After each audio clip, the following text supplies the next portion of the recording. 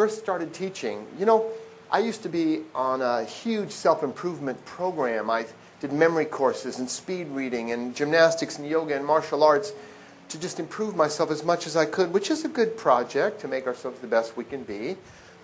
But then one day I realized no matter how much I improved myself, only one person benefited.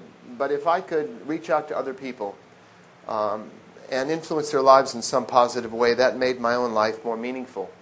And that's when I found my calling. I love to teach, to influence, to share. Not everybody has that particular calling, though I want to remind you, we're all teachers. Every one of us. People are watching us, whether we believe it or not. Writer James Baldwin said, children have never been very good at listening to what their parents tell them, but they never fail to imitate them in some way. Just a word to the wise. So we're all teachers in that sense. We can raise the bar or lower it by our behavior, our example. Well, let me explain how I evolved from a self-absorbed young athlete years ago to a self-absorbed teacher today. Back then, I was focused on talent for sports. Some things happened in my life. I made a shift where I got more interested in the bigger picture of life, how we could develop more talent for living, for the events of daily life, relationships and money and all those other areas. There's not a story of anyone on the planet exactly like yours. It's your treasure. Most of us don't value our story enough. We think, oh, it's pretty ordinary. No, it's not. There are no ordinary moments. There are no ordinary stories. There's a proverb that goes something like this: God invented men and women because God loves stories.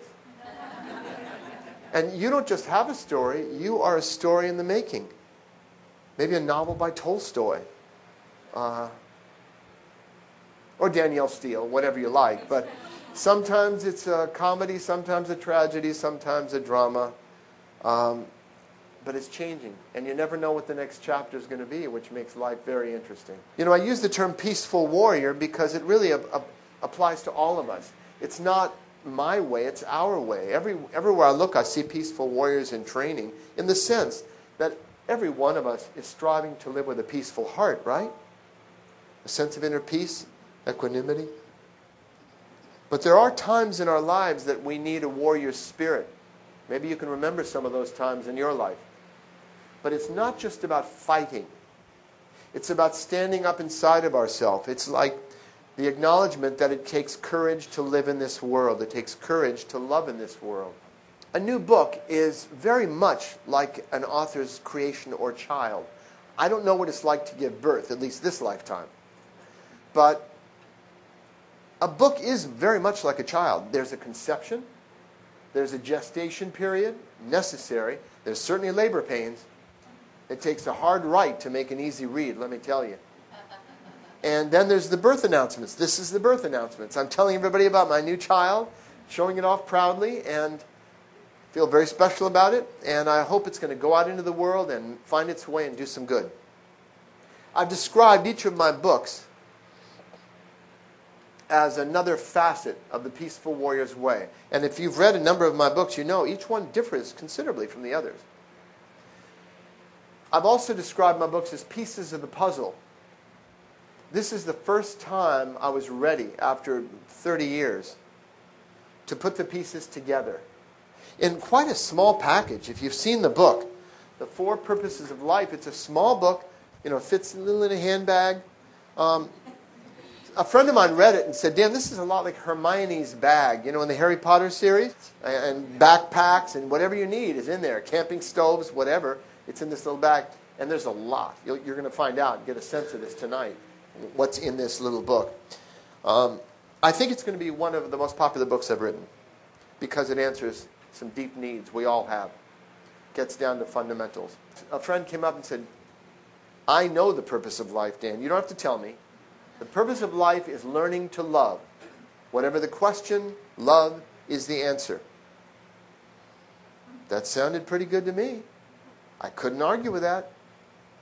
But another friend said, no, Dan, I've studied for years and I know the purpose of life is awakening, liberation, realization, enlightenment. That's the end of the human journey.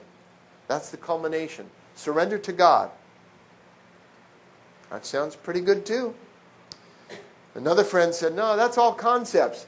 We know our biological purpose. We're sure of that. It's to bond with someone, and maybe if someone chooses to do so, to bear children and raise children. Populate the planet. Well, you can't argue with that either. Another friend said, no, I think there are only 3 purposes. Somebody else, oh, there are 5. And someone else might say there are as many purposes as there are people.